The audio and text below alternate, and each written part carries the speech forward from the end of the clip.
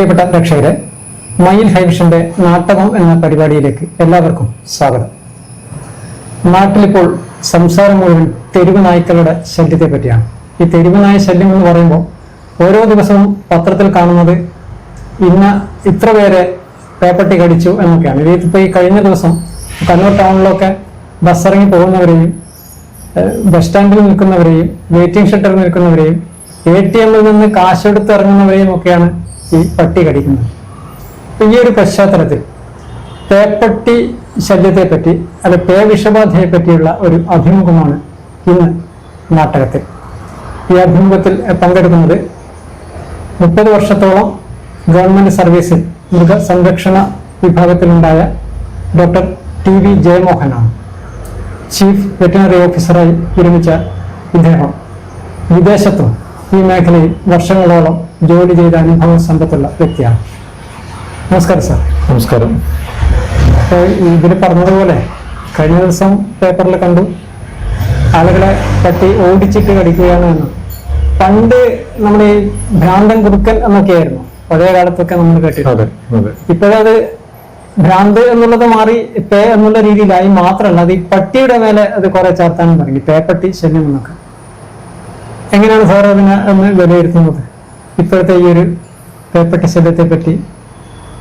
ലോകത്തില് നമുക്ക് ചികിത്സിച്ച് ഭേദമാക്കാൻ പറ്റാത്ത രോഗങ്ങളിൽ പ്രധാനപ്പെട്ട ഒന്നാണ് റാബീസ് അല്ലെങ്കിൽ പേവിഷബാധ.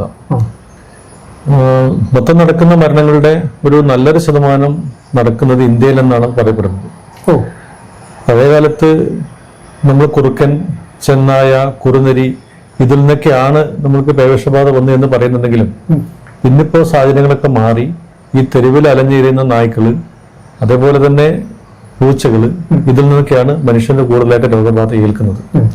ഇത് കഴിഞ്ഞ വർഷങ്ങളായിട്ട് നമ്മൾ തെരുവ് നായ്ക്കളുടെ എണ്ണം ക്രമാതീതമായിട്ട് വർദ്ധിച്ചു വരികയാണ്. നിരവധി പദ്ധതികൾ നമ്മൾ ആസൂത്രണം ചെയ്ത് നടപ്പിലാക്കുന്നുണ്ട്. പക്ഷെ എങ്കിലും ഈ തെരുവുനായ്ക്കളുടെ എണ്ണത്തിലുള്ള ഗണ്യമായ വർധന ഈ പേവിഷബാധയും വർദ്ധിക്കാൻ തീർച്ചയായിട്ടും കാരണമായിട്ടുണ്ട്. ഇപ്പോ ഒരാൾക്കൊരു ഇളകുന്നത് പേപ്പട്ടിയോ അങ്ങനെ എന്തെങ്കിലും ഒരു മൃഗം കടിച്ചാലാണല്ലോ.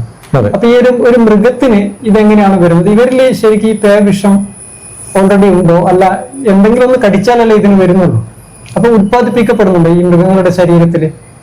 ഈ പേവിഷബാധ പകരുന്നത് രോഗവാഹികളായ വൈറസ് കലർന്ന ഉമിനീര് നമ്മുടെ ശരീരത്തിലേക്ക് പ്രവേശിക്കുമ്പോഴാണ്.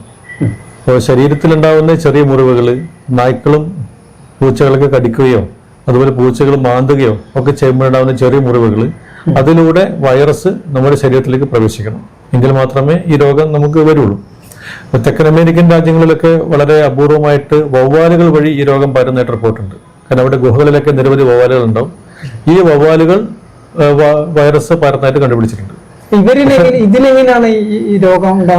റാബീസ് വൈറസിന്റെ ഒരു വൈൽഡ് ഒരു റിസർവോയർ ഹോസ്റ്റുകളായിട്ട് പറയുന്നത് നമ്മുടെ ചെന്നായ, കുറുനരി, കുറുക്കൻ മുതലായവയ്ക്കാണ്. വൈൽഡിൽ ഉള്ള ഈ വൈറസ് നമ്മുടെ നാട്ടിലുള്ള നായ്ക്കൾക്ക് കടിയേൽക്കുന്നത് വഴി അതിലേക്ക് പകരുന്നു. അപ്പൊ അതില് ഈ കുറുനരി അതിലൊക്കെ ചെന്നായയിലൊക്കെ ഒരു പരിധിവരെ ആ വൈൽഡിലാണ് ഈ വൈറസ് കണ്ടെത്തിയത്. പക്ഷെ അവയ്ക്കും രോഗങ്ങൾ വരാം. പക്ഷെ അതൊന്നും നമുക്ക് കൃത്യമായ റിപ്പോർട്ടുകളില്ല. ഇപ്പം നമ്മളെ കാട്ടില് ഒരു കുറുക്കൻ ഭ്രാന്ത് പിടിച്ച് ചത്തു അല്ലെങ്കിൽ ചെന്നായ നമ്മൾ അറിയുന്നില്ല.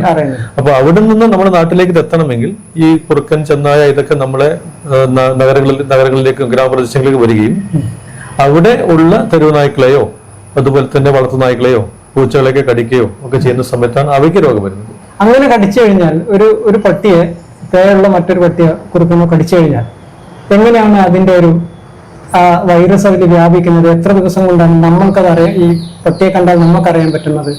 നമ്മുടെ വൈറസിന്റെ ഇൻക്യുബേഷൻ പീരീഡ് വളരെയധികം ദൈർഘ്യമേറിയതാവാനും ചുരുങ്ങിയതാവാനും സാധ്യതയുണ്ട്. ശരാശരി 7 ദിവസം മുതൽ 1-2 വർഷങ്ങൾ വരെ നീണ്ടു നിൽക്കുന്നതാണ് റാബീസിന്റെ ഇൻക്യുബേഷൻ പീരീഡ്. ഇൻക്യുബേഷൻ പീരീഡ് എന്ന് പറഞ്ഞാൽ രോഗവാഹികളായ രോഗമുണ്ടാക്കുന്ന വൈറസ് ശരീരത്തിൽ പ്രവേശിച്ച് അത് രോഗലക്ഷണം കാണിക്കുന്നവരെയുള്ള സമയം. അത് 1 വർഷമൊക്കെ വരും. 1 വർഷത്തിന് മേലെയൊക്കെ വന്നായിട്ട് റിപ്പോർട്ടുകളുണ്ട്. ശരാശരി ഒരു 30 മുതൽ 45 ദിവസത്തിനകം രോഗം പ്രകടിപ്പിക്കും.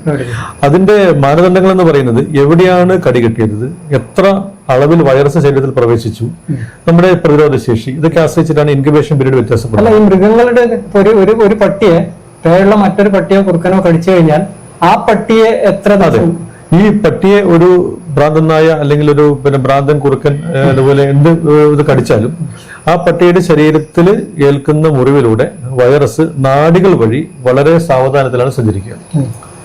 ഇത് വളരെ സാവധാനം സഞ്ചരിച്ച് തലച്ചോറിലെത്തും.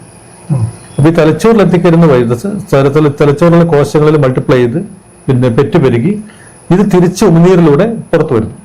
ഈ ഒരു കാലയളവാണ് നമ്മൾ ശരിക്കും ഇൻക്യുബേഷൻ പീരീഡ് എന്ന് പറയുന്നത്. അപ്പൊ പറയുന്നത് നമുക്ക് കടി കിട്ടിയ സമയം മുതൽ ഈ രോഗലക്ഷണങ്ങൾ പ്രകടിപ്പിക്കുന്ന സമയം, അതാണ് ഇൻക്യുബേഷൻ പീരീഡ് എന്ന് പറയുന്നത്. പക്ഷെ അത് തന്നെ വളരെ വ്യത്യാസപ്പെടാനുള്ള കാരണം മൃഗങ്ങളിലും മനുഷ്യരിലും ഏകദേശം ഒരുപോലെ തന്നെ ഇതേപോലെ തന്നെ നാടുകൾ വഴി. അപ്പൊ ഒരു മണിക്കൂറിൽ ഏകദേശം ഒരു 3 മുതൽ 4 മില്ലിമീറ്റർ ആണ് ഈ വൈറസ് നാടുകളിലൂടെ സഞ്ചരിക്കുന്നത്. 3 മുതൽ 4 മില്ലിമീറ്റർ, അതെ, ഒരു മണിക്കൂറിൽ. അപ്പൊ അങ്ങനെയാണെങ്കിൽ നമ്മൾ തലച്ചോറിലേക്ക് എത്താനുള്ള ദൂരം എത്രത്തോളം കുറയുന്നുവോ അത്രയും പെട്ടെന്ന് ഇൻക്യുബേഷൻ പീരീഡ് കംപ്ലീറ്റ് ചെയ്യപ്പെടുകയാണ്. ആ മില്ലിമീറ്റർ എന്ന് പറഞ്ഞാൽ നമ്മുടെ ഈ പ്രതിരോധ ശേഷിക്ക് അനുസരിച്ചിട്ട് വ്യത്യാസം. ഒരു പരിധിവരെ നമ്മൾ കടിയേറ്റ ഭാഗത്തിന്റെ തലച്ചോറിലേക്ക് ദൂരത്തിനാണ് ആശ്രയിക്കുന്നത്. നെറ്റിക്കാണ് കടിയെങ്കിൽ ഈ തലച്ചോറിലേക്കുള്ള ദൂരം വളരെ കുറവാണ്. ഇപ്പൊ കൈക്കാണ് കടിയെങ്കിൽ ദൂരം കുറച്ചുകൂടെ കൂടുതലാണ്. തലച്ചോറിൽ എത്തിക്കഴിഞ്ഞാലേ ഇത് മാരകമാകുന്നുള്ളൂ. തലച്ചോറിൽ എത്തിക്കഴിഞ്ഞാലാണ് ഇത് മാരകമാകുന്നത്. അതുവരെ രോഗലക്ഷണങ്ങളൊന്നും പ്രകടിപ്പിക്കുന്നില്ല. ഇപ്പൊ കടിയേറ്റ ഒരാൾക്ക് അന്നൊന്നും രോഗലക്ഷണങ്ങൾ കാണൂല, അല്ലെങ്കിൽ ഒരു നായ്ക്ക് രോഗലക്ഷണം കാണില്ല. ഇത് സാവധാനം സഞ്ചരിച്ച് ഈ പറഞ്ഞ അളവിൽ സഞ്ചരിച്ച് തലച്ചോറിലെത്തി തലച്ചോറിലുള്ള കോശങ്ങൾ പെറ്റുപെരുകുന്ന സമയത്താണ് ഈ രോഗലക്ഷണം കാണിക്കുന്നത്. ഇപ്പൊ രോഗലക്ഷണങ്ങൾ 2-3 തരത്തിൽ വരുന്നുണ്ട്. ഇപ്പൊ ഭ്രാന്ത രൂപത്തിലും മുഖരൂപത്തിലൊക്കെ വരുന്നുണ്ട്. പക്ഷെ ഈ ദൂരത്തേക്ക് ഇത് സഞ്ചരിക്കാൻ നാഡികൾ വഴി സഞ്ചരിക്കുന്നത് കൊണ്ടും ഇപ്പൊ രക്തം വഴി ഇത് വ്യാപിക്കാത്തത് കൊണ്ടും രക്തം വഴി വ്യാപിക്കുന്നില്ല, നാഡികൾ വഴിയാണ്. നമ്മൾക്ക് ഇതിനെ നിയന്ത്രിക്കാൻ ഒരുപാട് മാർഗങ്ങളുണ്ട്. അത് നമ്മൾ അതിനെപ്പറ്റി പലപ്പോഴും ബോധവാന്മാരാകുന്ന കാര്യം സമയമുണ്ട്. നമ്മൾ കൃത്യമായിട്ട് മനസ്സിലാക്കുകയാണെങ്കിൽ നമുക്കത് നിയന്ത്രിക്കാനുള്ള സാവകാശം നമുക്കുണ്ട്. ഒരു ഉദാഹരണം പറയുകയാണെങ്കിൽ നമുക്ക് കടി കിട്ടിയ സ്ഥലം കൈയുടെ ഭാഗത്താണ്. ഈ കടി കിട്ടിയ സ്ഥലത്ത് വൈറസ് എത്തിക്കഴിഞ്ഞാൽ അത് ലോക്കലി പെരുകി നാഡികളിലേക്ക് പ്രവേശിക്കുന്ന ആ സമയത്തിനകം നമ്മളൊക്കെ വൈറസിനെ അവിടുന്ന് തന്നെ നിഷ്കാസനം ചെയ്യാൻ വേണ്ടി സാധിക്കും, ഒഴിവാക്കാൻ സാധിക്കും ഒരു പരിധിവരെ.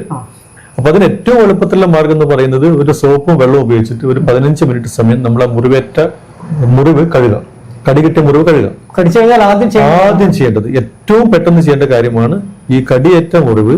നെറ്റിയായാലും കാലായാലും ഏത് നമ്മുടെ തോൾ ഭാഗത്തായാലും, മിക്കവാറും കുട്ടികളെ കൂടുതൽ ആക്രമിക്കുന്നത്, കുട്ടികൾക്ക് കാലിലൊക്കെ കടി കിട്ടും. അപ്പൊ നന്നായിട്ട് സോപ്പ് വെള്ളം കൊണ്ട് കഴുകി കഴിഞ്ഞാൽ നമുക്ക് ആ കടിയേറ്റ ഭാഗത്തുള്ള വൈറസിനെ ഒരു നല്ലൊരു ശതമാനം, ഒരു 90% തന്നെ പഠന റിപ്പോർട്ടുകളുണ്ട്, നമുക്ക് അവിടെ നശിപ്പിക്കാൻ സാധിക്കും. പലപ്പോഴും ഈ കടി കിട്ടിയാല് ആ വെപ്രാളത്തില് വളരെ ദൂരെയുള്ള ആശുപത്രികളിലേക്കൊക്കെ എടുത്തു പോയി കഴിഞ്ഞതിന് ശേഷം കഴുകൽ നടക്കും. ഇത് നമ്മുടെ ഫസ്റ്റ് സ്റ്റെപ്പാണ്. ഈ ഒരു സ്റ്റെപ്പ് വഴി തന്നെ നമുക്ക് റാബീസ് വൈറസ് ശരീരത്തിലേക്ക് പടരുന്ന സാധ്യത നമുക്ക് വളരെ വളരെ കുറയ്ക്കാൻ സാധിക്കും. അപ്പൊ അങ്ങനെ കഴുകുമ്പോൾ സാറേ എന്താ ശ്രദ്ധിക്കേണ്ടത്? ഗ്ലൗസ് ഉപയോഗിക്കുന്ന ഏറ്റവും നല്ലതാണ്. കാരണം നമ്മൾക്ക് അറിയില്ല ഈ കടിയേറ്റ മുറിവില് വൈറസ് എത്രത്തോളം ഉണ്ടെന്നുള്ളത് അറിയില്ല. ഇനി നമ്മൾ കൈ ഉപയോഗിച്ച് നമ്മൾ കഴുകുന്ന സമയത്ത് നമ്മുടെ കയ്യിൽ വേറെ എന്തെങ്കിലും മുറിവുണ്ടോ എന്ന് അറിയില്ല. അപ്പൊ നമുക്ക് ഉറപ്പില്ല, ചെറിയ പോറൽ മതി വരാം. അതുകൊണ്ട് തീർച്ചയായിട്ടും ഒരു കയ്യൂർ ഉപയോഗിച്ച് നമുക്ക് കഴുകുണ്ട് നന്നായിട്ട് കഴുകും. ഇപ്പോ ഇതിനകത്ത് പ്രത്യേകിച്ച് പറയാനുള്ളത്, നമ്മുടെ സ്കൂൾ കുട്ടികളുടെ ഒക്കെ ബാഗിൽ ഇനിയുള്ള കുറെ മാസങ്ങളിൽ ഒരു ചെറിയൊരു കഷ്ണം സോപ്പും ഒരു ഗ്ലൗസും കൊടുത്തുവിടുന്ന ഏറ്റവും നല്ലതാണ്. കാരണം കുട്ടികൾ എപ്പോഴും കൂട്ടായിട്ടാ പോവുക. ഒരു 5-10 പേര് ഒരുമിച്ച് പോകുന്ന സമയത്ത് നായ്ക്കൾ വന്നിട്ട് ആക്രമിക്കുകയാണ്. ചിലപ്പോൾ ഒരു കുട്ടിക്ക് മാത്രമല്ല കടി കിട്ടുക, കൂടുതൽ കുട്ടികൾ കിട്ടാം. തണുത്ത വെള്ളത്തിൽ സാധാരണ ടാപ്പ് വാട്ടർ, നമ്മളെ സാധാരണ ടാപ്പ് വാട്ടറിൽ കൈകൊണ്ട് സോപ്പിട്ട് നന്നായിട്ട് ഒരു 15 മിനിറ്റ് സമയം കഴുകുക. ഈ കഴുകുന്നത് വഴി നമുക്ക് അവിടെ വെച്ച് തന്നെ വൈറസിനെ ഈ നാടികളിലേക്ക് കടക്കുന്നത് തടയാൻ വേണ്ടി സാധിക്കും. അതാണ് നമ്മുടെ ഫസ്റ്റ് സ്റ്റെപ്പ്. പലപ്പോഴും സംഭവിക്കുന്നത് കുട്ടികൾ ഇത് പറയില്ല. കടി കിട്ടിക്കഴിഞ്ഞാൽ കുട്ടികൾ പേടിച്ചുകൊണ്ടോ ഇനി കുത്തിവെപ്പിന്റെ പേടികൊണ്ടൊക്കെ പലപ്പോഴും കുട്ടികൾ പുറത്ത് പറയാതെയാണ് നമുക്ക് പലപ്പോഴും അപകടങ്ങൾ സംഭവിക്കുന്നത്. വ്യാപിച്ചുകൊണ്ടിരിക്കും. ഇത് നാടികളിലേക്ക് പ്രവേശിച്ച് കഴിഞ്ഞാൽ ഇപ്പൊ നമ്മൾ കഴുകിയിട്ട് കാര്യമില്ല. കാരണം പിന്നീട് നല്ല ചികിത്സ, വാക്സിനേഷനും സെറം കുത്തിവെപ്പിക്കണം.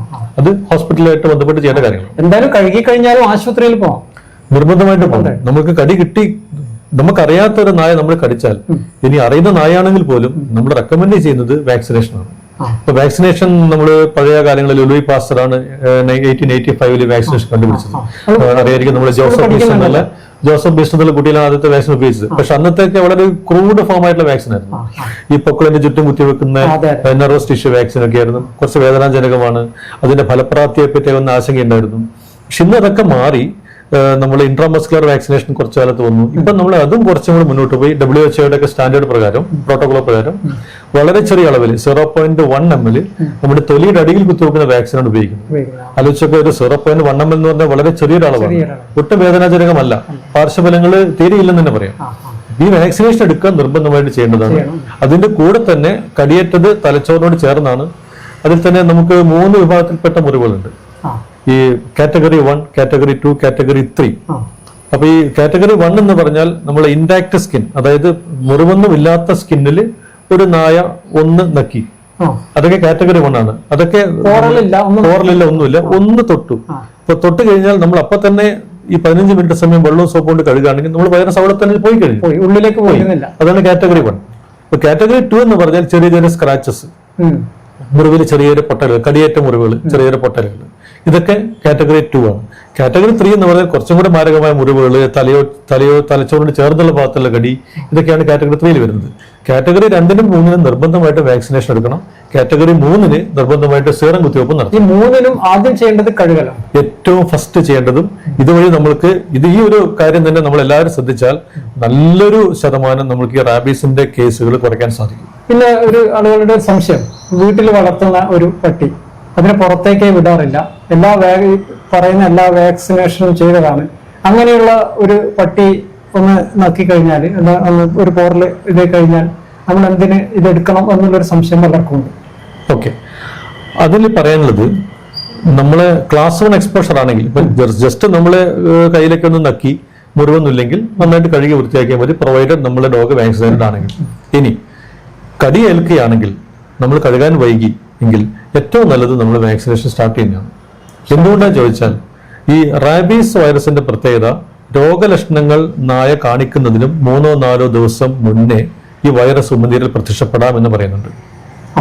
3-4 ദിവസം മുന്നേ. അപ്പോൾ നമ്മൾ കടിച്ചു കഴിഞ്ഞ് 4 ദിവസം ഒക്കെ കഴിഞ്ഞിട്ടായിരിക്കും ഈ നായക്ക് രോഗലക്ഷണം കാണിക്കുന്നത്.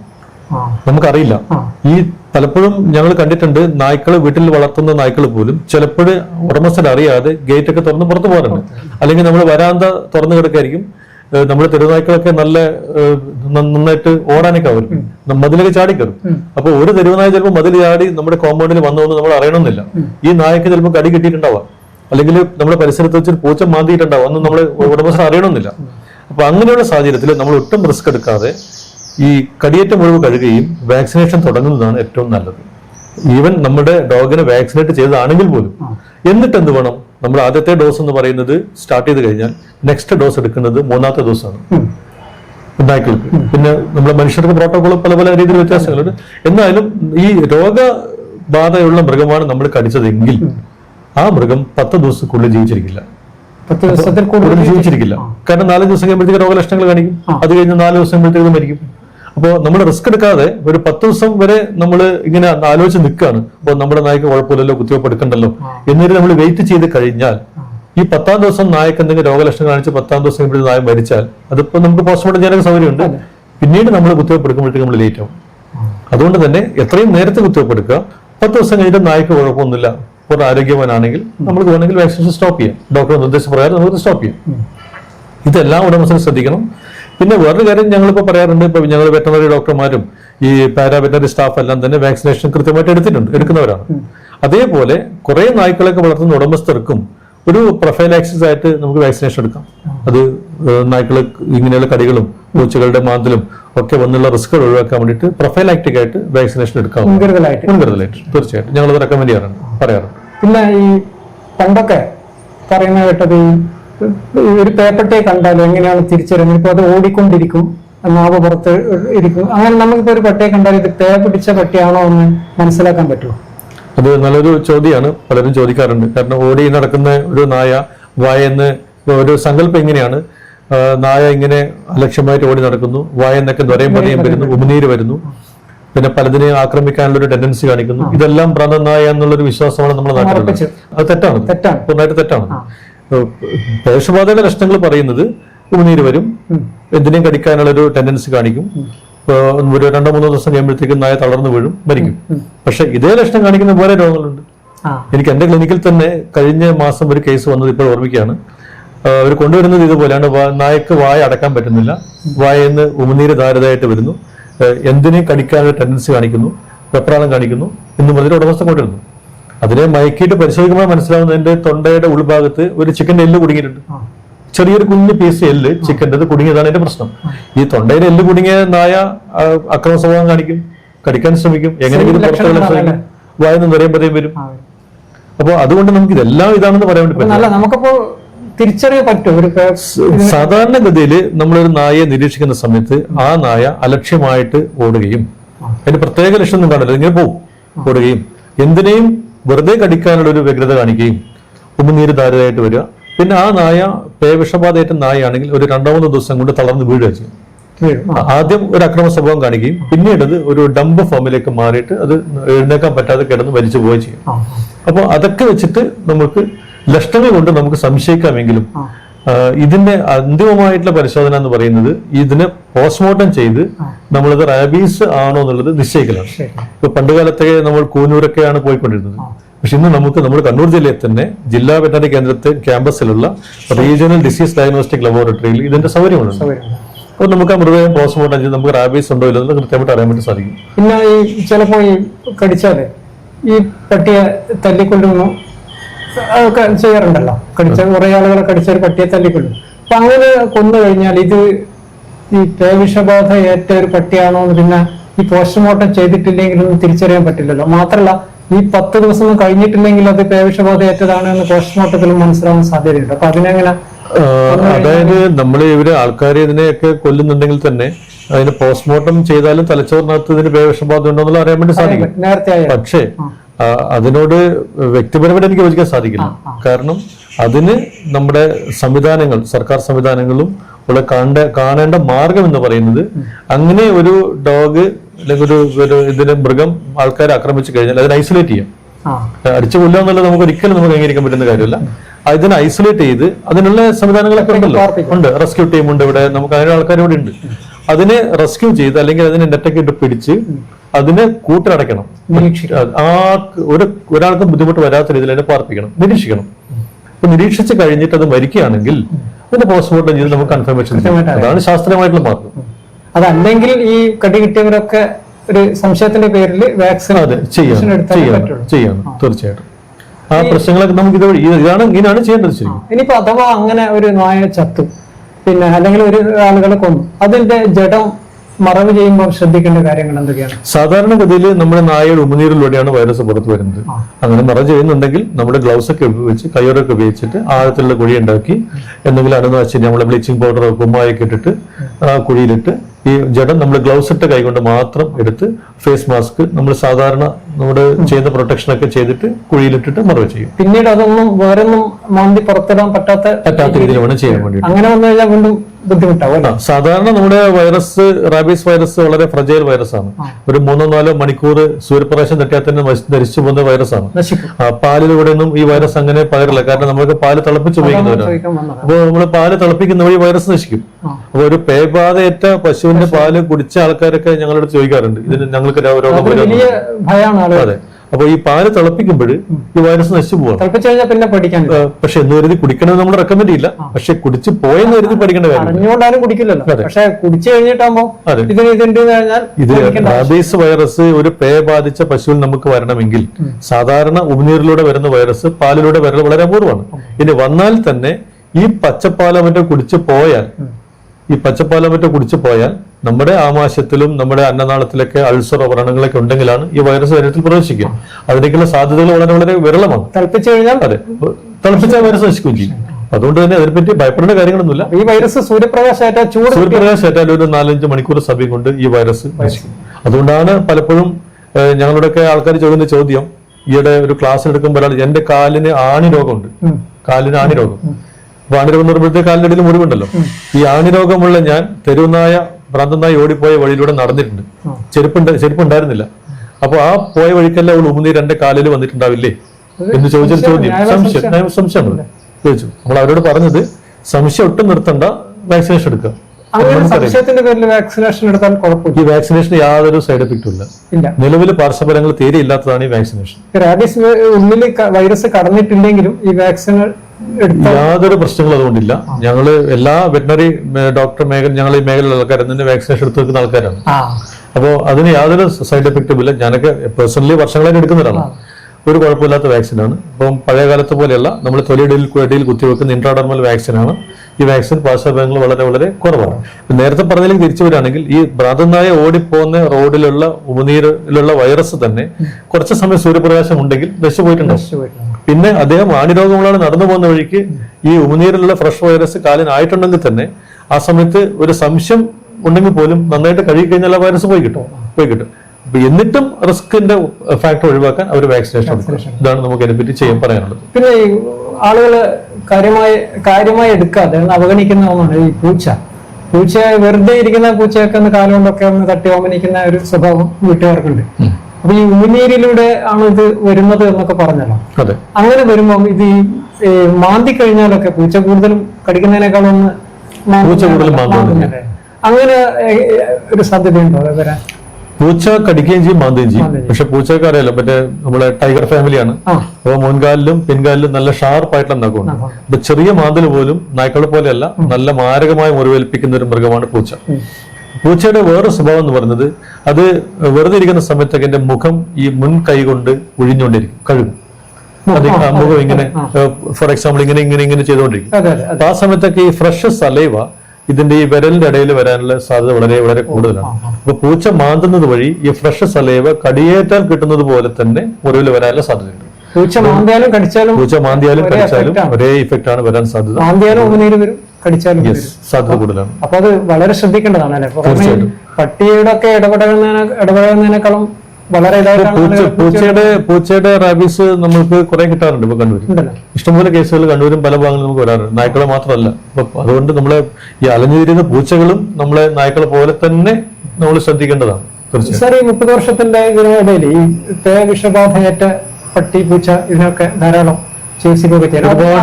ഒരുപാട് വിഷബാധയേറ്റ പട്ടിയെ നമ്മൾ സാധാരണ ചികിത്സിക്കാറില്ല.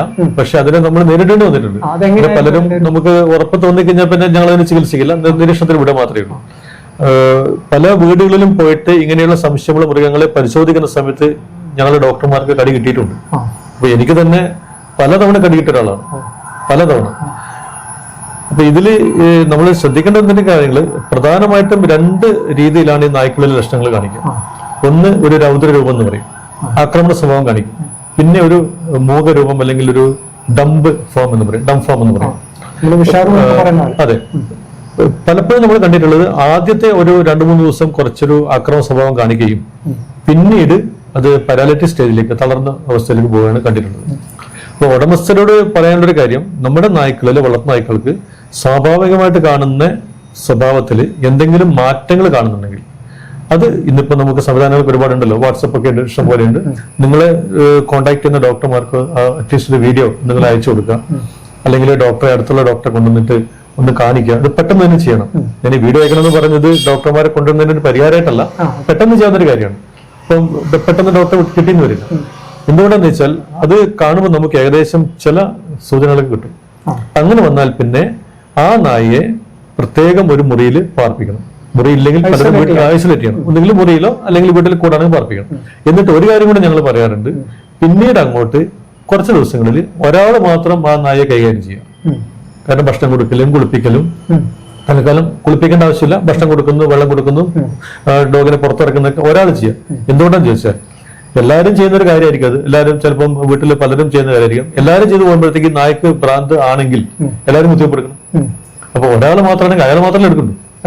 അപ്പോ 4-5 ദിവസത്തേക്കെങ്കിലും ഒരാൾ മാത്രം അതിനെ കൈകാര്യം ചെയ്യും. കാരണം ഇൻ കേസ് ആ ഡോഗിന് സ്വഭാവത്തിന്റെ പെരുമാറ്റത്തിന്റെ പ്രശ്നങ്ങൾ റാബീസിന്റെ ഭാഗമായിട്ട് വരികയും അത് പിന്നീട് മരണപ്പെടുകയും ചെയ്യുകയാണെങ്കിൽ ആ ഒരു വ്യക്തി കുത്തിവെപ്പെടുത്താണ്. ഇല്ലെങ്കിൽ എല്ലാവരും അതിനെ കൈകാര്യം ചെയ്യുന്ന വഴി എല്ലാവരും കുത്തിവെപ്പെടുക്കുന്ന അവസ്ഥയിലേക്ക് വരും. ഞങ്ങൾ പലപ്പോഴും പറയാറുണ്ട്. പൂച്ചയാണെങ്കിൽ അതിനെ ഐസൊലേറ്റ് ഒരു കൂടുതൽ തന്നെ പാർപ്പിച്ചിട്ട് അതിന്റെ ഭക്ഷണം വെള്ളമൊക്കെ ഒരു സൈഡിൽ വെച്ച് കൊടുക്കുക. പിന്നെ റാബീസ് ആണെങ്കിൽ ഒരിക്കലും ഭക്ഷണം വെള്ളം കഴിക്കില്ല, ബുദ്ധിമുട്ട് വരും. സാധാരണ കഴിക്കാറില്ല. പിന്നെ വെള്ളം കുടിക്കാനൊക്കെ ശ്രമിക്കും. പക്ഷെ ദിവസം കഴിഞ്ഞാലാണോ ഈ ഭക്ഷണം കഴിക്കാത്ത? അത് സാധാരണ കാണുന്നത് നമ്മുടെ പേവിഷബാധയുടെ തുടക്കത്തിൽ തന്നെ ആഹാരത്തോടും വെള്ളത്തോടും മടുപ്പ് കാണിക്കും. ഈ മനുഷ്യരും ഏതാണ്ട് അതുപോലെ തന്നെയാണ് ഈ പറയുന്ന ഈ മനുഷ്യരിൽ കാണുന്ന ഹൈഡ്രോഫോബിയ എന്നുള്ള ഭയം എന്നുള്ള ഒരു കാര്യം നമ്മൾ മൃഗങ്ങളിൽ കാണാറില്ല. ഇല്ല. അപ്പൊ മനുഷ്യർക്ക് നമ്മൾ സിനിമയിലൊക്കെ കണ്ടിട്ടുണ്ടാവും.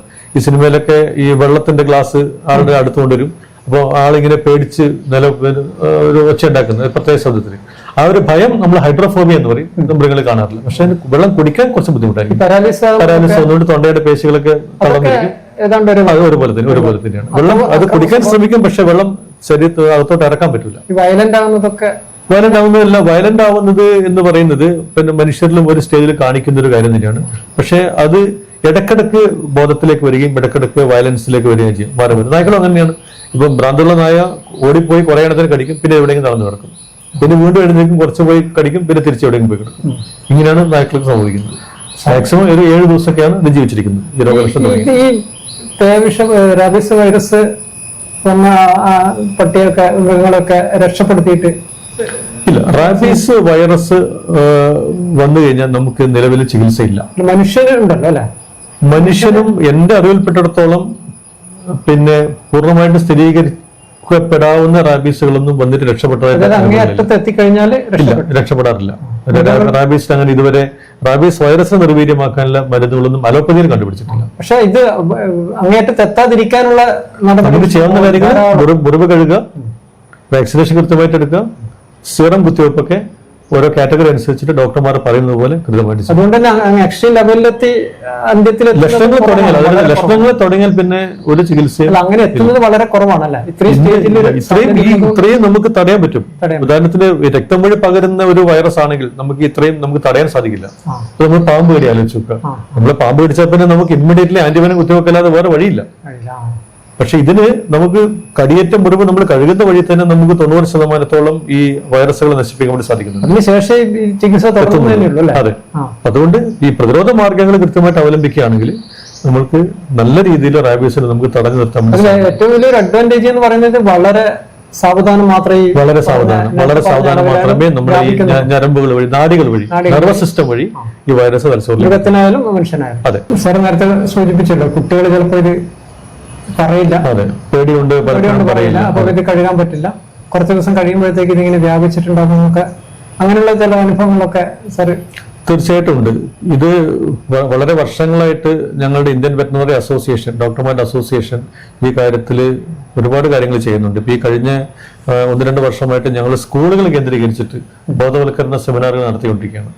അതിലൊക്കെ തന്നെ ഞങ്ങൾ പറയുന്നത് ഈ റാബീസ് എന്നുള്ള രോഗം തടയാൻ പറ്റുന്നതാണെന്നും ഇത് വന്നാൽ ചികിത്സയില്ല എന്നും ഇതിനെ തടയാൻ എന്തൊക്കെ പ്രധാനപ്പെട്ട കാര്യങ്ങൾ ചെയ്യണമെന്നും ഞങ്ങൾ എല്ലാവർക്കും പറഞ്ഞു കൊടുക്കുകയാണ്. പ്രത്യേകിച്ച് ഞങ്ങൾ ടാർഗറ്റ് ചെയ്യുന്നത് കുട്ടികളെയാണ്. കാരണം സ്കൂൾ കുട്ടികളെയാണ് കൂടുതലും തെരുവുനായ്ക്കൾ ആക്രമിക്കുന്ന ഒരു പ്രവണത കാണുന്നത്. കാരണം അതിന് നായയുടെ ഒരു സൈക്കോളജി ഉണ്ട്. ഇപ്പോൾ നായ നമ്മളെ കുട്ടികളെ, പ്രത്യേകിച്ച് ചെറിയ കുട്ടികളെ കാണുന്നത് അതിന്റെ ഒരു പ്രേ അല്ലെങ്കിൽ ഇരയായിട്ട് കാണും. ഇരയായിട്ട്. അപ്പോൾ ചെറിയൊരു കുഞ്ഞുകുട്ടി നടന്നു പോകുന്നു. അപ്പോൾ 4 ചിലപ്പോൾ 5 അതിൽ കൂടുതലോ നായ്ക്കൾ വരുമ്പോൾ അതിന്റെ ഒരു ക്രൗഡ് ബിഹേവിയർ എന്ന് പറയും. ആ ബിഹേവിയർ വരും. ഒരു അക്രമ സ്വഭാവം കൂടുകയാണ്. തെളിയിക്കപ്പെട്ടാണ്. ഒരു നായ മാത്രമാണെങ്കിൽ ചിലപ്പോൾ കടിക്കില്ല. പക്ഷെ ആ നായയുടെ കൂടെ 4-5 പേരുണ്ടെങ്കിൽ അതിലൊരു ക്രൗഡ് ബിഹേവിയർ വന്നിട്ട് അതിന്റെ അഗ്രഷൻ കൂടും. അപ്പൊ നോക്കുമ്പോൾ ഒരു ചെറിയ കുഞ്ഞുകുട്ടി നടന്നു പോവാണ്. അതിന് ഇവര് കാണുന്നത് അതിന്റെ ഒരു പ്രയായിട്ട്. മുതിർന്നാളായാൽ ചിലപ്പോൾ പത്രത്തോളം കാണില്ല. അപ്പോൾ അതിനേക്കാളും താഴ്ന്ന ഒരു പ്രയാണ്, ഇരയാണ് എന്ന രീതിയിലാണ് ഈ കുട്ടികളെ. നമ്മൾ ഒരുപാട് വീഡിയോസ് കണ്ടിട്ടുണ്ടല്ലോ, ടിവിയിലൊക്കെ കണ്ടിട്ടുണ്ട്. ഈ കുഞ്ഞുകുട്ടികൾ പോയി അറ്റാക്ക് ചെയ്യുന്നത്. വലിയ ആൾക്കാർ വലിയ ശബ്ദമൊക്കെ ഉണ്ടാക്കി റെസിസ്റ്റ് ചെയ്യുമ്പോഴത്തേക്കും നായ ചിലപ്പോൾ ഓടിപ്പോകും. പക്ഷെ കുഞ്ഞുകുട്ടികൾ ഈ നായക്കളെ കാണുമ്പോൾ തന്നെ പേടിച്ച് വീണു. കുട്ടികൾ തടഞ്ഞു വീഴും. ആ സമയത്ത് ഓടുന്ന സമയത്ത് വീഴും. അപ്പൊ ഇതെന്ത് ചെയ്യും? പോയിട്ട് അതിനെ അറ്റാക്ക് ചെയ്യും. അപ്പൊ ആ ഒരു പ്രവണത ഉള്ളതുകൊണ്ട് കുട്ടികളെ ആണ് ഞങ്ങളിപ്പോൾ ടാർഗറ്റ് ചെയ്തിട്ട് ബോധവൽക്കരിക്കുന്നത്. അപ്പോൾ ഒരു കാര്യം ഞങ്ങൾ പറയുന്നത് തടയാൻ പറ്റുന്ന രോഗമാണ്. വേദനാജനകമായ കുത്തിവെപ്പേ അല്ല, ആകെ ഒരു 0.1 ml മാത്രം ഉള്ളൊരു കുത്തിവെപ്പാണ്. തൊലിക്കേടിലാണ് കുത്തിവെപ്പ് നടത്തുന്നത്. ഇതൊക്കെ പറഞ്ഞാൽ കുട്ടികളെ അങ്ങോട്ട് ശരിക്കും ബോധവൽക്കരിക്കുകയാണ്.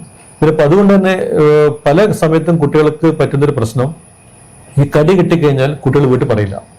കാരണം പറയാതെ കാരണം ഞാൻ ഇനി എത്ര ദിവസം പോയിട്ട് കുത്തിവെപ്പ് എടുക്കണം, ഈ മുറിവ് പഴുക്കോ, വേദന ഉണ്ടാവും, ക്ലാസ് പോകാൻ പറ്റാതെ വരികയോ, ക്ലാസ് പോകും, ചിലപ്പോൾ പരീക്ഷാ സമയമൊക്കെ ആയിരിക്കും. അത് മാത്രമല്ല പറഞ്ഞാൽ തന്നെ ചിലപ്പോൾ മുള്ളു കൊണ്ടതാണ് എന്നൊക്കെയുള്ള രീതിയിൽ ചിലപ്പോൾ കുട്ടികൾ പറയും. വീട്ടിൽ ചെന്നിട്ട് എന്താ പറ്റിയ മുള്ളു കൊണ്ടതാണ്, കുട്ടികൾ ഹൈഡ് ചെയ്യണം. അപ്പൊ ഈ കുട്ടികളെ ഇതിന്റെ ഈ റാബീസിന്റെ ഒരു മാരകമായിട്ടുള്ള ഒരു സ്വഭാവം, ഇത് വന്ന ചികിത്സയില്ല എന്നുള്ളത് പറഞ്ഞ് മനസ്സിലാക്കുകയും അതേസമയം ഇത് നമുക്ക് നല്ല രീതിയിൽ തടയാൻ സാധിക്കുമെന്നുള്ളതും കൂടെ പറഞ്ഞ് മനസ്സിലാക്കിയാൽ കുട്ടികളുടെ ഇടയിൽ തന്നെ ഇത് ഇങ്ങനെ ചർച്ച വിഷയമാവും. അപ്പൊ അത് ഞങ്ങൾ നല്ല രീതിയിൽ ഇപ്പൊ ഞങ്ങൾ ഡോക്ടർമാരുടെ അസോസിയേഷൻ ചെയ്യുന്നുണ്ട്, ഗവൺമെന്റ് തലത്തിലും ചെയ്യുന്നുണ്ട്. ഇത് കുട്ടികൾക്കാണ് ഏറ്റവും കൂടുതൽ കടി കിട്ടുന്നത്, ചെറിയ കുട്ടികൾക്കാണ്. മറ്റൊരു കാര്യം, ഇപ്പൊ അങ്ങനെയാണെങ്കിൽ ഇപ്പോ കുറെ നായ്ക്കളെ കാണുന്നു, നടന്നു പോകുമ്പോൾ കാണുന്നു. അപ്പൊ ആളുകളുടെ ഒരു ഇത് അതിനെ അങ്ങോട്ട് ആക്രമിക്കേണ്ടായിരുന്നു, അല്ല ഓടിയാൽ നായ പിന്നാലെ ഓടും, ഒന്നും മൈൻഡ് ചെയ്യാതെ ഒന്ന് പോയാൽ മതി എന്നൊക്കെ ഉള്ള ഒരു സംസാരം. അപ്പൊ ഒരു പട്ടികളെ നമ്മളെ വഴിയിൽ കണ്ടു കഴിഞ്ഞാൽ എങ്ങനെയാണ് നമ്മുടെ ഒരു ബിഹേവിയർ? എന്ത് പട്ടികളെ നമ്മൾ കണ്ടു കഴിഞ്ഞാൽ ഈ പറഞ്ഞ പോലെ തന്നെ ആദ്യത്തെ ടെൻഡൻസി കല്ലെടുത്തിട്ട് എറിയാൻ ഒരിക്കലും ചെയ്യരുത്. നമ്മള് ഡോഗിനെ കല്ല് പൊറുക്കി എറിഞ്ഞു കഴിഞ്ഞാൽ ചിലപ്പോ ഒരു ഡോഗ് ആണെങ്കിൽ ചിലപ്പോ ആ സമയത്ത് ഒരു കരച്ചില കഴിഞ്ഞു പോകും. ആക്ഷൻ തന്നെ മതിയല്ലേ? അതെ, ആ ആക്ഷൻ തന്നെ കൊണ്ട് തന്നെ ഈ ഡോഗ്സ് അഗ്രസീവ് ആവും. ചിലത് അഗ്രഷൻ നിർബന്ധമായിട്ടുണ്ടാവും. ഇത് ചിലപ്പോൾ തിരിച്ചറ്റാക്കി. നമ്മൾ എന്ത് ചെയ്യും? സ്വാഭാവികമായിട്ട് സംഭവിക്കുന്നത്, നമ്മളൊരു കല്ലെടുത്തിട്ട് എറിയാൻ ശ്രമിക്കും. എറിയാൻ ശ്രമിക്കുന്ന സമയത്ത് ചിലപ്പോൾ ഒരു നായ ചിലപ്പോൾ ഓടിപ്പോവും, ബാക്കിയുള്ള നായ്ക്കൾ അവിടെ ഉണ്ടാവും. പിന്നെ എറിഞ്ഞിട്ട് ഈ പേടി കൊണ്ടാണല്ലോ നമ്മൾ എറിയുന്നത്. അപ്പൊ ഈ പേടിച്ചിരിക്കുന്ന ആള് ചെറുതായിട്ട് ഓടാൻ ശ്രമിച്ചാൽ ഉറപ്പായിട്ട് നായ്ക്കൾ പുറകെ ഓടി വരും. കാരണം ഈ നായ്ക്കൾ ചേസിങ് സ്വഭാവമുണ്ട്. ഞാൻ നേരത്തെ പറഞ്ഞ ക്രൗഡ് ബിഹേവിയർ പോലെ തന്നെ അത് ചേസിങ് ചേസിങ് അത് കണ്ടിട്ടല്ലോ, ആൾക്കാരുടെ പുറകെ ഓടും. അപ്പൊ ഈ ആളുടെ പുറകെ ഓടും തോറും ഇതിന്റെ ശൗര്യം വർദ്ധിക്കുകയാണ്. അപ്പൊ അതുകൊണ്ട് നമ്മൾ ഒരു ഗ്രൂപ്പ് ഓഫ് ഡോഗ്സ് നമ്മൾ കണ്ടു കഴിഞ്ഞാൽ മൈൻഡ് ചെയ്യാതെ പോകുന്ന ഏറ്റവും നല്ലത്. മൈൻഡ് ചെയ്യാതെ പോകും. പക്ഷേ നമുക്ക് പറയാൻ പറ്റില്ല, പ്രകോപിപ്പിക്കരുത്. പക്ഷെ പറയാൻ പറ്റില്ല ഈ വരുന്ന ആ ഗ്രൂപ്പിലെ നായ്ക്കൾക്ക് ഏതെങ്കിലും ഒന്നിന് പേ ഉണ്ടോ എന്ന് നമുക്കറിയില്ല. അത് ചിലപ്പോൾ നമ്മൾ അറ്റാക്ക് ചെയ്യാൻ ചാൻസ് ഉണ്ട്. അതേസമയം നമ്മൾ കോൺഷ്യസ് ആവേണ്ടത്, നമ്മൾ മെല്ലെ നടന്നു പോയിട്ട് പോലും നമ്മളെ അറ്റാക്ക് ചെയ്യാൻ വരികയാണെങ്കിൽ നമ്മൾ ഓടരുത്. ഓടിക്കഴിഞ്ഞാൽ ഓടുകയാണെങ്കിൽ രക്ഷപ്പെടാനുള്ള സൗകര്യം ഉണ്ടെങ്കിൽ ഓടാവും. ചിലപ്പോൾ നമുക്ക് ഓടിക്കാനുള്ള റൂമോ അല്ലെങ്കിൽ ഒരു മതിലിനപ്പുറം ചാടി കിടക്കാനൊക്കെ പറ്റുമെങ്കിൽ ഓടിക്കും. അല്ലാതെ നമ്മളൊരു ഗ്രൗണ്ടിൽ ഓടിക്കഴിഞ്ഞാൽ നമുക്ക് എന്തായാലും കടി കിട്ടും. പിന്നെ നമ്മൾ ചെയ്യേണ്ട കാര്യം, നമ്മുടെ കയ്യിൽ എന്തെങ്കിലും ഒരു ബാഗോ എന്തെങ്കിലും ഒരു പ്രൊട്ടക്ഷന് പറ്റിയ ഒരു സാധാരണ ഒരു ബാഗോ ഹെൽമെറ്റോ കൊടയോ എന്തെങ്കിലും ഉണ്ടെങ്കിൽ അത് വെച്ചിട്ട് നമുക്ക് അതിനെ റെസിസ്റ്റ് ചെയ്യാം. അതായത് നമ്മൾ കടിച്ചു വന്നിട്ട് നമ്മളൊരു കൊട വെച്ചിട്ട് കടിച്ചു, അങ്ങനെ നമ്മളെ ഒരു കണ്ടിട്ടുണ്ട് ആളുകൾ. അതുകൂടെ ഒരു 3-4 തവണ നമ്മൾ തട്ടുന്ന സമയത്ത് ചില നായ്ക്കളൊക്കെ അവർ തിരിച്ചു കൊടുക്കും. ഇനി രക്ഷയില്ല, കടിക്കാൻ പറ്റുന്നില്ല, തിരിച്ചോടും. ഒന്നിച്ചുണ്ടെങ്കിൽ ബുദ്ധിമുട്ടാണ്, കടി എന്തായാലും കിട്ടാൻ സാധ്യതയുണ്ട്. ഇനി അങ്ങനെ കുറെ ഡോഗ്സ് ഒരുമിച്ചുണ്ടെങ്കിൽ നമ്മൾ പരമാവധി അങ്ങോട്ട് അധികം റെസ്പോണ്ട് ചെയ്യാതെ ഈ കൈകൾ ഉയർത്തി, അതിലൊരു ശാസ്ത്രീയ പഠനം നടന്നിട്ടുള്ളത് നമ്മൾക്ക് എന്തായാലും കടി കിട്ടുന്ന ഉറപ്പാണ്. പക്ഷെ ഇനി കിട്ടുന്ന കടി മാരകമാവാതിരിക്കണമെങ്കിൽ ഈ തലയുടെ മേൽഭാഗത്തോട്ട്, അതായത് നമ്മൾ ഷോൾഡറിന്റെ ഭാഗത്തോട്ട് കടി കിട്ടാതെ നോക്കണം. അത് നമ്മൾ കൈ ഉയർത്തി പിടിക്കാം. അതായത് ഇങ്ങനെ കൈ ഇങ്ങനെ രണ്ടും ഇങ്ങനെ ഉയർത്തി നമ്മൾ പിടിക്കുക. അപ്പൊ എന്തായി, ഈ നായ നല്ല ഹൈറ്റ് ചാടിയാലും ഇവിടെ കിട്ടുള്ളൂ. മിക്കവാറും കടി കിട്ടുന്നത് അരയുടെ ഭാഗത്താരും കടി കിട്ടും. ഈ അരയുടെ ഭാഗത്ത് അങ്ങനെ മാത്രമല്ല, അല്ലാണ്ടും കടിക്കും. പക്ഷെ എന്നാലും നമുക്ക് വലിയ ചാട്ടൊക്കെ ഒഴിവാക്കാൻ പറ്റുവാണെങ്കിൽ നമ്മൾ ഉദ്ദേശിച്ചത്രേ ഉള്ളൂ, ഈ തലച്ചോറിലേക്കുള്ള ദൂരം പരമാവധി കുറയ്ക്കണം. ഇപ്പൊ കടി തൊടയുടെ ഭാഗത്തോ അല്ലെങ്കിൽ നമ്മുടെ കാലിന്റെ ഭാഗത്തോ ആണെങ്കിൽ ഈ വൈറസ് ഇവിടെ എത്താനുള്ള സമയം കിട്ടും. നമ്മളിങ്ങനെ കുരിഞ്ഞു നിൽക്കുകയാണെങ്കിൽ കടി ഇവിടെ കിട്ടുകയാണെങ്കിൽ ഇവിടെ എത്തും. നമുക്ക് ആ ദൂരം എത്രത്തോളം കൂട്ടാൻ പറ്റും അത്രത്തോളം നമുക്ക് രോഗം വരാനുള്ള സാധ്യത കുറയാണ്. അപ്പൊ അതുകൊണ്ട് കൈ ഉയർത്തി പിടിച്ച് നിൽക്കുക. എന്തെങ്കിലും കൊടയോ ബാഗോ കൊണ്ടൊക്കെ നമ്മൾ ആ ഡോഗിനെ റെസിസ്റ്റ് ചെയ്യാം. അപ്പൊ അതുകൊണ്ടൊക്കെ നമുക്ക് എങ്ങനെയെങ്കിലും മുഖവും നമ്മുടെ തലയും ഷോൾഡറിന്റെ ഭാഗവും പ്രൊട്ടക്ട് ചെയ്യാം കടി കിട്ടാൻ. പിന്നീട് കടി കിട്ടുന്ന കുറച്ച് താഴെ കിട്ടുമായിരിക്കും, പക്ഷെ എന്നാലും നമുക്ക് ഇത് കഴുകി വൃത്തിയാക്കി സമയമുണ്ട്. അതാണ് ഒന്നിലധികം നായ്ക്കൾ ഉണ്ടെങ്കിൽ നമ്മള് വലിയൊരു തടി വാങ്ങാതിരിക്കുന്നതാണ് ഏറ്റവും നല്ലതാണ്. അതിനെ പ്രകോപിപ്പിക്കാതിരിക്കാൻ എന്തും കാരണവശാൽ അത് ഇങ്ങോട്ട് വന്നാൽ ചെയ്യേണ്ട കാര്യങ്ങളാണ്. അതെ, കടി കിട്ടിയാലും കിട്ടുന്നത് തലച്ചോറിൽ നിന്ന് പരമാവധി ദൂരഭാഗത്തേക്ക്, പ്രത്യേകിച്ചും കാലിന്റെ ഭാഗത്ത് കിട്ടാതിരിക്കില്ല, കിട്ടും. പക്ഷെ എന്നാലും ആണെങ്കിൽ നമുക്ക് ഈ രോഗം നമുക്ക് വരാനുള്ള സാധ്യതകൾ വളരെ കുറയ്ക്കാൻ. നമ്മൾ ഈ നായ്ക്കളുടെ അടുത്ത് ഇവിടെ മനുഷ്യർ നടന്നു പോകുമ്പോൾ അവർക്ക് അങ്ങനെ എന്തെങ്കിലും ഒരു നമ്മളെ പറ്റിയുള്ള ഒരു നമ്മളെ ഒരു ഇത് കിട്ടേണ്ട അങ്ങനെ എന്തെങ്കിലും ഉണ്ടല്ല, നമ്മളെ ഒരു എങ്ങനെയാണ് നമ്മളെ ആക്രമിക്കുക എന്നുള്ളൊരു ഇതൊക്കെ അവർക്ക് കിട്ടാനുള്ള തെളിയിക്കപ്പെട്ട എന്തെങ്കിലും ഉണ്ടോ? അതിനെപ്പറ്റി കുറെ പഠനങ്ങൾ നടന്നിട്ടുണ്ട്. ഈ നായ്ക്കൾക്ക് ഈ കാഴ്ച ചില ഞങ്ങൾ ചുവന്ന ഡ്രസ് ഇട്ട ആൾക്കാരെ നായ കടിക്കും, പിന്നെ ചുവന്ന ഡ്രസ്. പക്ഷെ അത് ശാസ്ത്രപരമായി ശരിയല്ല. പറഞ്ഞിരിക്കുന്നത് ഈ ചുവപ്പ് കളറൊന്നും തിരിച്ചറിയാനുള്ള പശുക്കളൊക്കെ, അതെ, ഈ റെഡ് കളർ തിരിച്ചറിയാൻ പറ്റൂല. അതിനൊരു കുറച്ചൊരു ഗ്രേയിഷ്, ഒരു ബ്ലൂ, ആ ടൈപ്പ് കളറിന്റെ ഒരു ലൈറ്റ് ഷെയ്ഡാണ് പൊതുവെ തിരിച്ചറിയാൻ പട്ടികൾക്ക്. അതുകൊണ്ട് ചുവന്ന ഷർട്ടിന്റെ പോലെ കടിച്ചോ അതൊന്നും കാര്യമില്ല. പക്ഷെ അതിൽ നായ്ക്കൾക്ക് അതിനെ സ്ഥിരമായിട്ട് ഉപദ്രവിക്കുന്ന ഒരാളെ തിരിച്ചറിയാൻ ചിലപ്പോൾ പറ്റുമായിരിക്കും. സ്ഥിരമായിട്ട് എറിയുന്ന ഒരാളെ തിരിച്ചറിയാൻ പറ്റുമായിരിക്കും. ഒരു പരിധി വരെ. അത് ഒരുപാട് പടങ്ങൾ നടന്നിട്ടില്ല, സാധ്യതയുണ്ട്. പിന്നെ അതിന് എനിക്ക് എന്റെ കുറെ കാലം അനുഭവം കൊണ്ട് പറയാണ്, അതിനെ സ്നേഹിക്കുന്ന, അതിന് ഭക്ഷണം കൊടുക്കുന്ന, അതിനെന്തെങ്കിലും ഹെൽപ്പ് തരുന്ന ഒരാളെ തിരിച്ചറിയാൻ നായ്ക്കൾക്ക് പറ്റാറില്ല, എനിക്ക് തോന്നിയിരുന്നു. കാരണം ഞങ്ങൾ എന്റെ ക്ലിനിക്കിൽ തന്നെ പല തരത്തിൽപ്പെട്ട ആൾക്കാരെ നായ്ക്കളെ കൊണ്ടുവരാറുണ്ട്. ഇതിനെ കൈകൊണ്ട് എടുത്ത് ഡോഗിനെ എടുത്ത് ടേബിളിൽ വെക്കുന്ന ആൾക്കാരുണ്ട്, കയറെടുത്തിട്ട് വലിച്ചിട്ട് കൊണ്ടിടുന്ന ആൾക്കാരുണ്ട്, എനിക്കതിനെ തൊടാൻ പറ്റില്ല എന്ന് മാറി നിന്നിട്ട് എന്നുള്ള ആൾക്കാരുണ്ട്. അപ്പോൾ ഇതിനോട് നമ്മൾ വളരെ ആത്മവിശ്വാസത്തോടെ അടുത്ത് പെരുമാറി ആ നായയോടൊരു സൗഹൃദം സ്ഥാപിച്ച് പെരുമാറുന്ന ആൾക്കാർക്ക് പൊതുവെ കടി കിട്ടാറില്ല, വളരെ വളരെ കുറവാണ്. കിട്ടാറുള്ള വളരെ കുറവാണ്. കുറച്ചും കൂടെ നമ്മൾ അതിന്റെ ഒരു സൈക്കോളജി കുറച്ചൊന്ന് മനസ്സിലാക്കി പെരുമാറുകയാണെങ്കിൽ നമുക്കിതൊക്കെ ഒരു പരിധിവരെ ഒഴിവാക്കാൻ വേണ്ടി സാധിക്കും. പക്ഷെ നമ്മുടെ നാട്ടിലെ സാഹചര്യം എന്ന് പറയുന്നത് എണ്ണം ക്രമാതീതമായി കൂടി, തെരുവുകളും കൂടി. അപ്പൊ നമ്മൾക്ക് ഇനി അധികം പറഞ്ഞു വെക്കാൻ സമയമില്ല. ഇതൊക്കെ ഇങ്ങനെ പല ക്ലാസ്സിൽ നമ്മൾ കേട്ടിട്ടുണ്ട്. ഇനി എത്രയും പെട്ടെന്ന് എല്ലാവരും കൂട്ടായിട്ട് പരിശ്രമിച്ചിട്ട് നമുക്ക് പിന്നെ ABC പ്രോഗ്രാം, തെരുവ് നായ്ക്കളുടെ നിയന്ത്രണം, അതുപോലെ തന്നെ വാക്സിനേഷൻ. ഏറ്റവും പ്രധാനപ്പെട്ട ഒരു കാര്യം പറയാനുള്ളത്, തെരുവ് നായ്ക്കളുടെ കാര്യങ്ങളൊക്കെ ഗവൺമെന്റ് അതിൻ്റെതായിട്ട് സജീവമായിട്ട് മുന്നോട്ട് പോകുന്നുണ്ട്. ഏറ്റവും പ്രധാനപ്പെട്ട എനിക്കൊരു ഈ കേൾക്കുന്ന ആൾക്കാരോട് പറയാനുള്ള ഒരു കാര്യം, ഒരുപാട് ആൾക്കാർ നായ്ക്കളെ വളർത്തുന്നുണ്ട്, ഒരുപാട് ആൾക്കാർ. നായ്ക്കൾക്ക് പ്രതിരോധ കുത്തിവയ്പ് കൃത്യമായിട്ട് എടുക്കണം. എല്ലാ നായ്ക്കൾക്കും കുഞ്ഞുനാളിൽ തന്നെ ഒരു 3 മാസം മുതൽ അങ്ങോട്ട് പേവിഷബാധയുടെ കുത്തിവയ്പ് സ്റ്റാർട്ട് ചെയ്യണം. ഒരു കുത്തിവയ്പ് എടുത്താൽ പിന്നെ ഒരു 3 ആഴ്ച കഴിഞ്ഞിട്ട് അതിന്റെ ബൂസ്റ്റർ ഡോസ് എടുക്കണം. പിന്നെ എല്ലാ വർഷവും ഈ ഇഞ്ചക്ഷൻ എടുത്തുകൊണ്ടിരിക്കണം. അത് നിങ്ങൾക്ക് മാത്രമല്ല, നമ്മുടെ മറ്റുള്ള നിങ്ങളുടെ അയൽവക്കക്കാർക്കും സമൂഹത്തിനും ഈ പേവിഷബാധ വരാതിരിക്കാൻ വേണ്ടി നിങ്ങൾക്ക് ചെയ്യാവുന്ന ഏറ്റവും പ്രധാനപ്പെട്ട കാര്യമാണ്. അതേപോലെ തന്നെ ഇന്ന് ഉള്ള നമ്മുടെ ഗവൺമെന്റിന്റെ നിയമം പറയുന്നത്, ഒരു നമ്മളെ വീട്ടിൽ വളർത്തുന്ന നായ്ക്കൾക്ക് വളർത്താനുള്ള ലൈസൻസ് എടുക്കണം. അതിന് നമുക്ക് എല്ലാ തദ്ദേശ സ്വയംഭരണ സ്ഥാപനങ്ങളിലും സംവിധാനമുണ്ട്. K-Smart വഴി അതിന്റെ ആപ്ലിക്കേഷൻ കൊടുക്കാം. എന്താണ് വേണ്ടതെന്ന് വെച്ചാൽ നായയുടെ വാക്സിനേഷൻ സർട്ടിഫിക്കറ്റാണ് ആവശ്യം. അതെല്ലാ വെറ്ററിനറി ഡോക്ടർമാരും ചെയ്തു കൊടുക്കും. ഇതുവഴി ഈ നമ്മളെ വളർത്തുന്ന നായ്ക്കളെ നോക്കുന്ന എല്ലാ ഉടമസ്ഥരും ഒരു റെസ്പോൺസിബിൾ പെറ്റ് ഓണർഷിപ്പ്, അവർക്ക് ഉത്തരവാദിത്വം ഉണ്ട് സമൂഹത്തോട്, ആ കടമ നിർവഹിക്കണം. പിന്നെ ഒരു കാര്യമാണ് എനിക്ക് പറയാനുള്ളത്, ഒരു നായയെ വാങ്ങിക്കുകയാണെങ്കിൽ നിങ്ങൾ വാങ്ങിക്കുന്നത് വിദേശീയ ജനുസുകളാവാം, നാടൻ ജനുസുകളാവാം, എന്തോ ആയിക്കോട്ടെ, ഒരു കാര്യം മനസ്സിലാക്കേണ്ടത്, ഏകദേശം ഒരു 13 മുതൽ 15 വർഷം വരെ ശരാശരി നിങ്ങൾ കൂടെ ജീവിക്കാൻ പോകുന്ന ഒരു മൃഗമാണത്. നായയുടെ ആയുസ് ഏകദേശം ഒരു 15 വയസ്സ് 16 വയസ്സൊക്കെയാണ് മാക്സിമം. ഒരു 13 മുതൽ 15 വയസ്സ് വരെ ഏകദേശം. ഇത്രയും വർഷം നിങ്ങൾക്കതിനെ സംരക്ഷിക്കാൻ പറ്റും എന്ന് ഉറപ്പുണ്ടെങ്കിൽ മാത്രം അതിനെ വളർത്തുക. ഞങ്ങൾ പ്രത്യേകം പറയാനുള്ള കാരണം, ഇപ്പൊ നമ്മൾ കണ്ണൂരിൽ തന്നെ നായ്ക്കൾക്ക് 4-5 പല പിന്നെ താല്പര്യം കൊണ്ട് നായ്ക്കളെ വളർത്തും. കുറച്ച് കഴിയുമ്പോഴത്തേക്കും ഇവിടെ നോക്കാൻ ആളില്ല അതിന്. പലരും ഗൾഫിലേക്ക് മക്കൾ പോയി, ഇനി എനിക്ക് നോക്കാൻ പറ്റില്ല, ഈ നായ ഉപേക്ഷിക്കുന്ന ആൾക്കാരുണ്ട്. നമ്മൾ തെരുവിൽ ഉപേക്ഷിക്കുന്ന നായ്ക്കളാണ് കൂടുതൽ അപകടം. കാരണം അതിന് തെരുവിൽ ജീവിച്ചുള്ള പരിചയമില്ല. അത് ചിലപ്പോൾ മറ്റുള്ളവർ കൂടുതൽ കടിക്കാൻ സാധ്യതയുണ്ട്. അതാ വീട്ടിലുള്ള സാഹചര്യന്മാർ തെരുവിലേക്ക് നിങ്ങൾ അഴിച്ചുവിടുകയാണ്. ഒരിക്കലും അത് ചെയ്യരുത്. അത് കർശനമായിട്ട് നമ്മൾ സർക്കാർ നിയന്ത്രിക്കാനുള്ള നിയമങ്ങളൊക്കെ ഉണ്ട്. പക്ഷെ നമ്മൾ എത്ര നിയമങ്ങളുണ്ടെങ്കിലും നമ്മളത് പാലിച്ചില്ലെങ്കിൽ കാര്യമില്ലല്ലോ. അതുകൊണ്ട് എല്ലാ ഉടമസ്ഥരും ശ്രദ്ധിക്കേണ്ടത്, നിങ്ങൾക്കൊരു 15 വയസ്സ് വരെ സംരക്ഷിക്കാൻ അതിനെ പറ്റില്ല എന്ന് തോന്നുകയാണെങ്കിൽ ഒരു 15 വർഷത്തെ പ്ലാൻ ആയിരിക്കണം. ദയവീത് അതിനെ വളർത്താതിരിക്കുക. ഇനി വളർത്താൻ തീരുമാനിച്ചാൽ കൃത്യമായിട്ട് വാക്സിനേഷൻ എടുക്കുക, ലൈസൻസ് എടുക്കുക, നമ്മളെ മറ്റുള്ളവർക്ക് ശല്യമാവാത്ത രീതിയിൽ തന്നെ വളർത്തുക. ഇതാണ് ചെയ്യുന്നത്. ഒരു കാര്യം കൂടി പ്രേക്ഷകരോട്, നമ്മുടെ സംസാരം ഫോക്കസ് ചെയ്തത് പേവിഷബാധയെ പറ്റിയാണല്ലോ. അപ്പോൾ അതിന് എല്ലാവരും എന്തായാലും ഒരു ആശങ്കയാണ്, അതേപ്പറ്റി ശല്യങ്ങൾ കൂടെയുണ്ട്. അവരോട് സാറിന് എന്താണെന്ന് പറയാനുള്ളത്? എനിക്ക് എല്ലാവരോടും പറയാനുള്ളത്, തെരുവുനായ അല്ലെങ്കിൽ പൂച്ച, നമ്മൾ വളർത്തുനായ, ഇങ്ങനെയുള്ള എല്ലാം തന്നെ നമുക്ക് പേവിഷബാധ കടിയിലൂടെ പകർത്താൻ സാധ്യതയുള്ളതാണ്. ഇന്ന് നമ്മുടെ ഏറ്റവും പ്രധാനപ്പെട്ട ഒരു നേട്ടം എന്ന് പറയുന്നത്, ഇത് ചെറിയ ചെറിയ കുറച്ച് കാര്യങ്ങൾ ശ്രദ്ധിച്ചാൽ പൂർണ്ണമായിട്ട് നമുക്ക് തടയാൻ സാധിക്കും. എല്ലാ നായ്ക്കളെയും വാക്സിനേറ്റ് ചെയ്യുക, തെരുവ് നായ്ക്കളുടെ വംശവർദ്ധനവ് തടയുക. നമ്മൾക്ക് കടി കിട്ടിക്കഴിഞ്ഞാൽ നമ്മുടെ മുറിവേറ്റ ഭാഗം സോപ്പും വെള്ളവും ഉപയോഗിച്ചിട്ട് 15 മിനിറ്റ് സമയം കഴുകുക.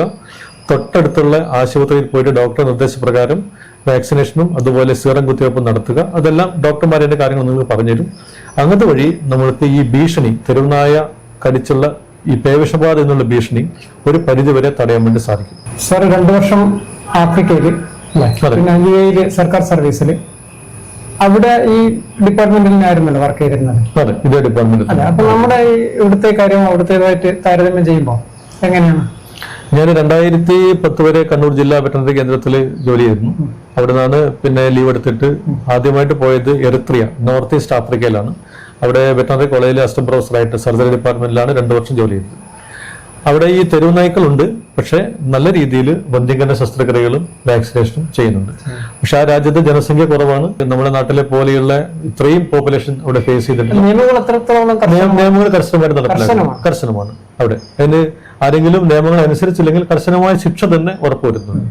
അതുകൊണ്ട് ഇങ്ങനെ തെരുവിൽ അഴിച്ചു വിടുക അങ്ങനെയുള്ള പ്രശ്നങ്ങളൊന്നും അവിടെ ഇതുവരെ ഉണ്ടായിട്ടില്ല. ഇപ്പോൾ ഞാൻ പേഴ്സണലി ഞങ്ങളുടെ ഡിപ്പാർട്ട്മെന്റിൽ കുട്ടികളെ പഠിപ്പിച്ചിട്ടുണ്ട് വന്ധ്യംകരണ ശസ്ത്രക്രിയകൾ. നമ്മൾ ആൺനായ്ക്കൾക്ക് ചെയ്യുന്ന വന്ധ്യംകരണം, പെൺനായ്ക്കൾക്ക് ചെയ്യുന്ന വന്ധ്യംകരണം, അതിന്റെയൊക്കെ ക്ലാസ്സുകൾ ഞാൻ നമ്മുടെ നാട്ടിലെ അനുഭവം വെച്ചിട്ട് അവിടെ അവർക്ക് പറഞ്ഞു കൊടുത്തിട്ടുണ്ട്. തീർച്ചയായിട്ടും. പിന്നീട് ജോലി ചെയ്തത് ഞാൻ ദുബായിൽ 2 വർഷം ഉണ്ടായിരുന്നു. പിന്നെ അബുദാബി ഗവൺമെന്റ് സർവീസിൽ വർക്ക് ചെയ്തു. അവിടെ എത്ര മൃഗങ്ങളാണ് ഇപ്പോ? പട്ടികള് അങ്ങനെ? അവിടെ UAE പ്രത്യേകത തെരുവില് നായ്ക്കളില്ല. പ്രത്യേകിച്ച് അവിടെ തെരുവ് നായ്ക്കളില്ല. ഇപ്പൊ ഡെസേർട്ടിലൊക്കെ മണലാരിടങ്ങളിലൊക്കെയാണ് ചിലപ്പോൾ ചില നായ്ക്കളുള്ളത്. അപ്പൊ അപൂർവം. അവിടെ ഈ ഒട്ടകളെ വളർത്തുന്ന ഫാമില്, അറബികളുടെ ഫാമില് അവരെ തന്നെ വളർത്തുന്ന നായ്ക്കളുണ്ട്. അപ്പൊ അവിടെയൊക്കെ കൃത്യമായിട്ടും വാക്സിനേഷൻ കാര്യങ്ങൾ കൃത്യമായിട്ട് ചെയ്യുന്നുണ്ട്. റാബീസ് ഒക്കെ വളരെ വളരെ വളരെ വളരെ ഞാൻ തന്നെ കാര്യമായിട്ടൊന്നും കണ്ടിട്ടില്ല, അപൂർവമായിട്ടാണ് അവിടെ വരുന്നത്. പിന്നെ ഒരു ഡോഗിനെ നമ്മൾ ഇമ്പോർട്ട് ചെയ്യണമെങ്കിലും എക്സ്പോർട്ട് ചെയ്യണമെങ്കിൽ അതിന് പ്രത്യേകമായ മാനദണ്ഡങ്ങളുണ്ട്. പിന്നെ റാബീസിന്റെ ടൈറ്റർ നോക്കാറുണ്ട്. ടൈറ്റർ എന്ന് പറഞ്ഞാൽ നമ്മൾ വാക്സിനേഷൻ എടുത്ത് കഴിഞ്ഞാൽ ഈ വാക്സിന്റെ ഗുണം പരിശോധിക്കുന്നത് രക്തം പരിശോധിച്ചിട്ടാണ്. അപ്പൊ അതിന്റെ സൗകര്യങ്ങൾ പോലും അവിടെയുള്ള ലാബുകളിൽ അവർ ചെയ്യുന്നുണ്ട്. നമ്മുടെ നാട്ടിൽ ആ സൗകര്യങ്ങൾ എപ്പോഴും ഉണ്ട്. അപ്പൊ എനിക്ക് സാർ പറഞ്ഞത് പ്രകാരം അവിടെയൊക്കെ ഈ നിയമങ്ങൾ കർശനമായി ഇംപ്ലിമെന്റ് ചെയ്യുന്നത് അനുസരിക്കുന്നുണ്ട്. ഇവിടെ അതിന്റെ ഒരു വ്യത്യാസമുണ്ട് എന്നതാണ് തോന്നുന്നത്. ഇപ്പോഴും ഞാൻ ജോലി ചെയ്ത് അബുദാബിയില് പിന്നെ മദീന സൈഡ് എന്നുള്ള സ്ഥലത്താണ്.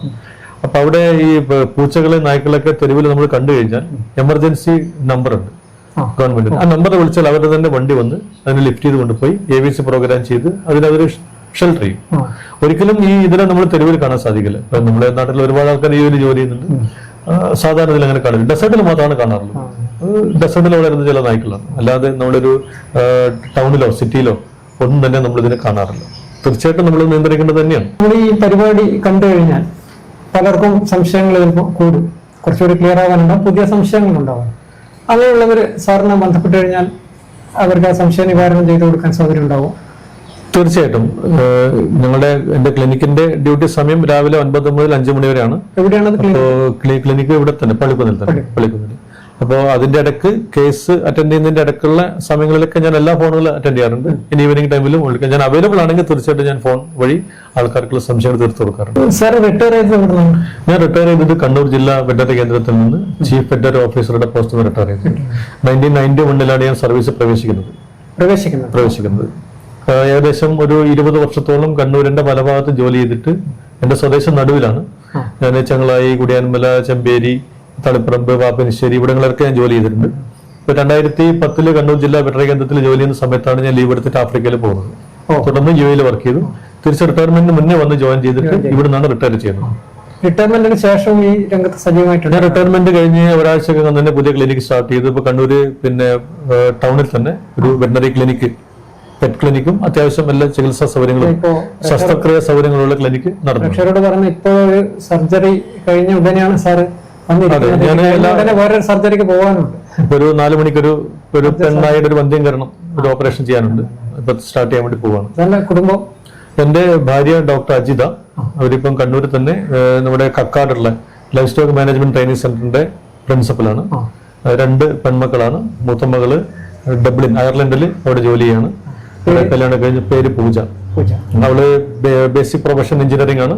ഇപ്പൊ അവിടെ ജോലി ചെയ്യുന്നു. അവിടെ ഫാമിലിയായിട്ട് അവിടെ സെറ്റിൽഡ് ആണ്.